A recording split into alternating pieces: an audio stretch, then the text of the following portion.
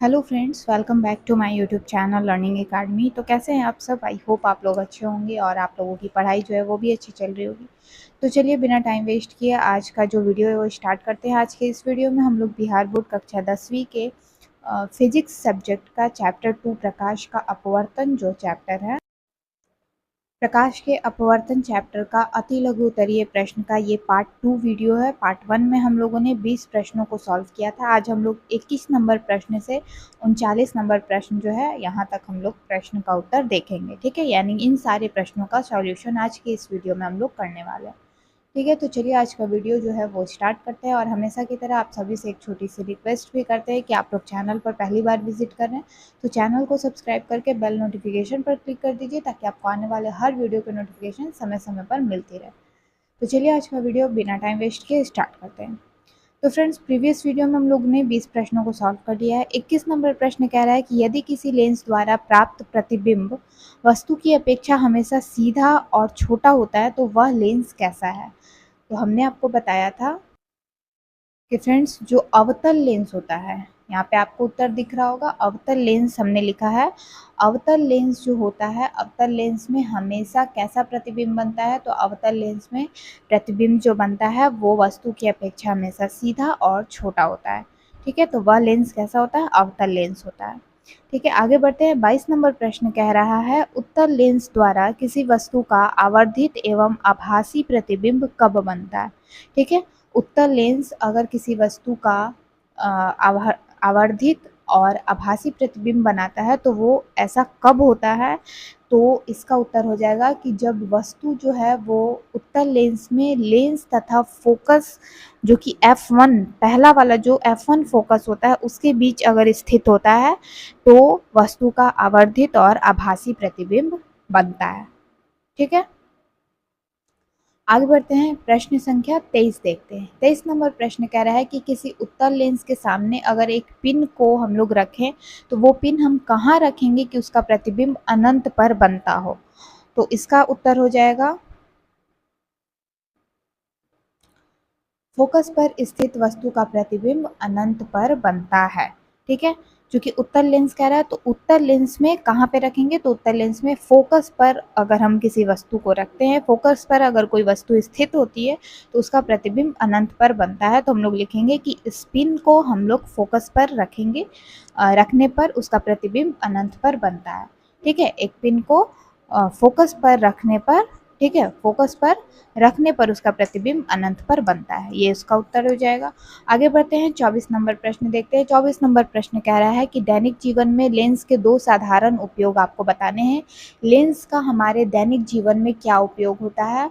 तो friends 24 number प्रश्न का उत्तर हो जाएगा दैनिक जीवन में लेंस के जो प्रयोग होते हैं वो हम लोग चश्मे के रूप में करते हैं। बिकॉज हमारे चश्मे जो होते हैं आजकल हर लोग, हर कोई के आंखों पे चश्मा जो है वो लगा हुआ है। अधिकतर लोगों के, मतलब एक तरह से कह लीजिए 90% 95% जो लोग हैं उन पे, उनके आंखों पर चश्मा है। तो चश्मे के रूप में भी लेंस का यूज़ किया जाता है और दूसरा कैमरे के रूप में। ठीक है, कैमरा जो हम लोग यूज़ करते हैं उसमें भी लेंस लगा होता है। तो दैनिक जीवन में लेंस के ये दो प्रयोग हमने आपको बता दिए हैं। ठीक है, आगे बढ़ते हैं। 25 नंबर प्रश्न, सिनेमा हॉल के पर्दे पर दिखने वाला जो चित्र होता है वो वास्तविक होता है या आभासी? तो सिंपल है कि पर्दे पर हमेशा वास्तविक प्रतिबिंब जो है वही बनता है। आभासी प्रतिबिंब पर्दे पर प्राप्त नहीं किया जा सकता, जो कि हमने आपको बता दिया। तो यहाँ पे हो जाएगा वास्तविक। ठीक है, चित्र वास्तविक है या आभासी, तो वास्तविक हो जाएगा और पर्दे पर वास्तविक प्रतिबिंब को ही पाया जा सकता है, आभासी प्रतिबिंब को नहीं, जो कि यहीं पे आपका दिया हुआ है। ठीक है, आगे बढ़ते हैं। प्रश्न संख्या 26 देखते हैं। प्रश्न संख्या 26 कह रहा है कि किसी उत्तल लेंस द्वारा वस्तु का आभासी एवं आवर्धित प्रतिबिंब बनाने हेतु वस्तु की स्थिति कहाँ होनी चाहिए? तो उत्तल लेंस और फोकस के बीच रखी हुई जो वस्तु होती है उसका जो प्रतिबिंब बनता है वही आभासी एवं आवर्धित बनता है उत्तल लेंस द्वारा। ठीक है, उत्तल लेंस द्वारा वस्तु का आभासी और आवर्धित प्रतिबिंब तभी बनेगा जब वस्तु उत्तल लेंस और फोकस के बीच में स्थित होता है। ठीक है, ये हो गया 26 नंबर प्रश्न का उत्तर। आगे बढ़ते हैं। प्रश्न संख्या 27 देखते हैं। कह रहा है कि यदि कोई वस्तु किसी उत्तल लेंस के बाईं ओर, ठीक है, उत्तल लेंस के बाईं ओर उसकी दुगनी दूरी पर, दूनी लिखा है यानी कि दुगनी दूरी पर, दुगनी फोकस दूरी पर रखी हो तो उसका प्रतिबिंब कहाँ बनेगा? तो फ्रेंड्स 27 नंबर प्रश्न का उत्तर होगा जो द्वितीय मुख्य फोकस दूरी होती है, ठीक है, द्वितीय मुख्य फोकस दूरी 2f2 जिसको हम लोग कहते हैं, जो कि हमने आपको पढ़ाया था। तो 2f2 पर जो है वो वस्तु का प्रतिबिंब जो है वो 2f2 पर बनेगा, ठीक है। अगर कोई वस्तु उत्तल लेंस के बाईं ओर दुगनी दूरी पर, दुगनी फोकस दूरी पर रखी हो, ठीक है, फोकस दूरी जो है वो दुगनी फोकस दूरी जो होती है उसका प्रतिबिंब वहां बनता है, ठीक है, 2f2 पर बनता है।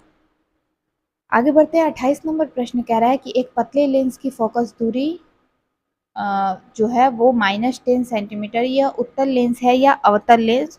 तो ये अवतल लेंस होगा, चूंकि ऋणात्मक है तो लेंस जब ऋणात्मक होता है, यहाँ पे जब ऋणात्मक मान है, फोकस दूरी जो है वो ऋणात्मक है, तो वो लेंस क्या होगा?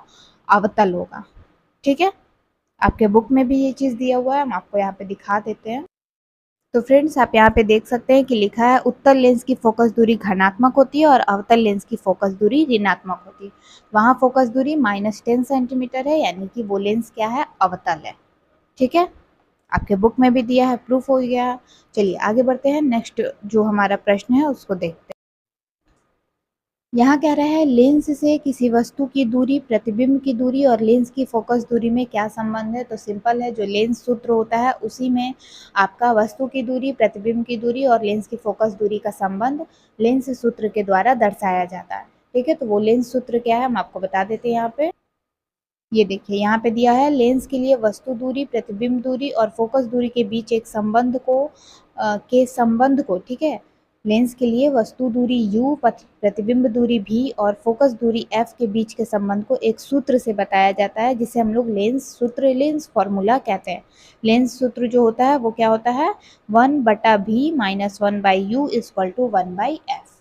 ये हो गया आपका, बस ये वाला फॉर्मूला जो है आपको वहाँ पे लिख देना है, ये सूत्र लेंस फॉर्मूला जो है वो लिखना है, ठीक है। आगे बढ़ते हैं, अगला प्रश्न देखते हैं। अगला प्रश्न है कि किसी लेंस से किसी वस्तु की दूरी, प्रतिबिंब की दूरी और लेंस द्वारा प्राप्त आवर्धन में क्या संबंध है? ठीक है, किसी लेंस से किसी वस्तु की दूरी, प्रतिबिंब की दूरी और लेंस द्वारा प्राप्त आवर्धन में क्या संबंध है, ये आपको बताना है। आइए इस प्रश्न का उत्तर देखते हैं। तो फ्रेंड्स यहाँ पे आप देखिए दिया हुआ है लेंस के लिए वस्तु दूरी, प्रतिबिंब दूरी और आवर्धन के बीच का संबंध जो है वो इस फॉर्मूला के थ्रू बताया जाता है, ठीक है। m = +v/u आवर्धन, ये चीज़ इस फॉर्मूला, ये बस आपको उत्तर में लिखना है उस प्रश्न के, जो प्रश्न का उत्तर हम आपको बता रहे हैं, ठीक है। बट इसका एक्चुअली मीनिंग क्या है, वो ये कह रहा है कि आवर्धन m के मान में ऋणात्मक चिन्ह का अर्थ है प्रतिबिंब वस्तु के सापेक्ष उल्टा बन रहा है और अर्थात वास्तविक है, और m का धनात्मक मान आभासी प्रतिबिंब इंगित करता है, यानी एक प्लस भी होता है और एक माइनस होता है, ठीक है। दोनों क्या बताता है आपको, क्या साइन देता है, ये आपको यहाँ पे बताया गया है, ठीक है। चलिए आगे बढ़ते हैं, अगला प्रश्न देखते हैं। अगला प्रश्न कह रहा है कि किसी लेंस की फोकस दूरी और उसकी क्षमता क्या संबंध है, ठीक है, उसकी क्षमता में, उसकी क्षमता में क्या संबंध है, लेंस की फोकस दूरी और उसकी पावर में क्या संबंध है, ये आपको बताना है। आइए इस प्रश्न का उत्तर देखते हैं। तो फ्रेंड्स यहाँ पे देख सकते हैं आप, लिखा हुआ है किसी लेंस की क्षमता उसकी फोकस दूरी के व्युत्क्रम से मापी जाती है, तो उसमें जो रिलेशन है वो आपका यहाँ पे बताया गया है, P = 1/f, ठीक है, P = 1/f, ये चीज़ आपको यहाँ पे बताया जा रहा है, ठीक है। उसके बीच में लेंस की क्षमता और फोकस दूरी में क्या संबंध है, ये आपको यहाँ पे बताना था। चलिए आगे बढ़ते हैं, अगला प्रश्न देखते हैं। अगला प्रश्न कह रहा है कि लेंस की क्षमता का SI मात्रक क्या है? तो यहाँ पे आपका लिखा ही हुआ है, संकेत दिया हुआ है, मीटर जो है वो मीटर-1 यहाँ पे लिखा है, जिसे हम लोग डायऑप्टर भी कहते हैं, ठीक है। तो लेंस की क्षमता का SI मात्रक यही होता है। अगला है किसी व्यक्ति के चश्मे में लगे लेंस की क्षमता +1.5 D है, तो लेंस क्या है, उत्तल है कि अवतल? है ना, उत्तल है या फिर अवतल। तो सिंपल है कि ये उत्तल है, क्योंकि प्लस में है तो ये उत्तल होगा, है ना। अभी अभी हमने आपको बताया है, अगर धनात्मक होता है तो क्या होगा, उत्तल होगा, ऋणात्मक है तो अवतल होगा। ठीक है। तो फ्रेंड्स यहाँ पे देखिए दिया हुआ है कि अगर लेंस की क्षमता का चिन्ह वही होता है जो चिन्ह उसकी फोकस दूरी का है, तो निर्देशांक चिन्ह परिपाटी के अनुसार उत्तल लेंस की फोकस दूरी जो है वो धनात्मक और अवतल लेंस की फोकस दूरी ऋणात्मक होती है। उत्तल लेंस की क्षमता धनात्मक और अवतल लेंस की क्षमता ऋणात्मक होती है। तो प्रश्न जो आपसे पूछा है उसमें आपका यही दिया है कि किसी व्यक्ति के चश्मे में लगे लेंस की क्षमता जो है वो +1.5 डी है, तो वो लेंस उत्तल है या अवतल, तो क्या होगा, उत्तल होगा। ठीक है। आगे बढ़ते हैं। अगला प्रश्न है कि किसी उत्तल लेंस का आधा भाग काले कागज से ढक दिया गया है, तो क्या यह लेंस किसी वस्तु का पूरा प्रतिबिंब बना सकेगा, तो बिल्कुल बना सकेगा। ठीक है, ऐसा बिल्कुल हो सकता है। आगे बढ़ते हैं। नेक्स्ट कह रहा है लेंस प्रतिबिंब कैसा बनाते हैं, लेंस जो होते हैं वो कैसा प्रतिबिंब बनाते हैं, तो लेंस जो है प्रकाश के अपवर्तन के द्वारा प्रतिबिंब बनाते हैं। ठीक है, वो प्रतिबिंब कैसे बनाते हैं, कैसा नहीं बनाते, कैसे बनाते हैं, तो प्रकाश के अपवर्तन के द्वारा लेंस जो है वो प्रतिबिंब बनाते हैं। ठीक है। अगला प्रश्न है किसी लेंस की क्षमता 1 डाईऑप्टर है, तो इसको आपको परिभाषित करना है। ठीक है, तो यहाँ पे संकेत में दिया हुआ है कि 1 डाईऑप्टर उस लेंस की क्षमता है जिसकी फोकस दूरी 1 एम हो।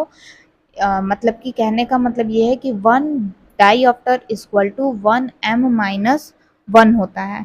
ठीक है, क्या होता है, 1 माइनस एम, 1 एम माइनस 1। ठीक है, कह रहा है 1 डाईऑप्टर, एक डाईऑप्टर जो होता है उस लेंस की क्षमता है जिसकी फोकस दूरी 1 एम हो। और यहाँ पे आपको शॉर्ट में करके लिखा है, पूरा जो है आप परिभाषा जो है वो इसके थ्रू भी दर्शा सकते हैं, 1D equal to 1 M minus 1। ठीक है। नेक्स्ट प्रश्न, 2 मीटर फोकस दूरी वाले एक अवतल लेंस की क्षमता कितनी होगी, तो सिंपल है, हमारा फॉर्मूला जो होता है वो होता है P इक्वल टू 1/f। जो 37 नंबर हमारा प्रश्न है, इस प्रश्न का उत्तर हो जाएगा, यहाँ पे हमें भाग देना होगा, P इक्वल टू 1/f होता है फॉर्मूला। तो 1/f में यहाँ पे 2 मीटर है फोकस दूरी हमारा, तो 1/2 इक्वल टू हमारा आएगा यहाँ पे -0.5। ठीक है, कितना आएगा, -0.5 डाईऑप्टर। उसके बाद है 38 नंबर, इसमें कह रहा है 2 मीटर फोकस दूरी वाले एक उत्तल लेंस की, ये अवतल था ये उत्तल है, तो सिंपल है वैसे ही बनेगा, बट इसमें ये धनात्मक चिन्ह लगेगा क्योंकि ये उत्तल लेंस की बात हो रही है। अगला कह रहा है कि एक लेंस की क्षमता +5 डाईऑप्टर है, यह किस प्रकार का लेंस है, तो प्लस यानी कि धनात्मक है, तो ये सिंपल है कि उत्तल लेंस होगा। आज की वीडियो में हम लोगों ने बिहार बोर्ड कक्षा 10वीं के फिजिक्स का जो चैप्टर 2 था प्रकाश का अपवर्तन, इसका अति लघु उत्तरीय प्रश्नों, जितने भी प्रश्न दिए हुए हैं इन अति लघु उत्तरीय प्रश्न का उत्तर हम लोगों ने देख लिया है, और अति लघु उत्तरीय प्रश्न हमारा आज की वीडियो में कंप्लीट हो चुका है। अति लघु उत्तरीय प्रश्न का ये पार्ट 2 वीडियो था, फर्स्ट वीडियो जिसका लिंक नीचे डिस्क्रिप्शन बॉक्स में दिया हुआ है, आप लोग जा कर के वहाँ पे देख सकते हैं। ठीक है, तो आज की वीडियो में बस इतना ही रखते हैं। नेक्स्ट वीडियो में हम लोग बाकी जो बचे हुए प्रश्न हैं, मतलब कि लघु उत्तरीय प्रश्न जो है, नेक्स्ट हमारा प्रश्न उत्तर जो है लघु उत्तरीय प्रश्न, इस प्रश्नों का उत्तर जो है, जितने भी प्रश्न उसमें दिए हुए हैं उन प्रश्नों का उत्तर आने वाली वीडियो में हम लोग देखेंगे।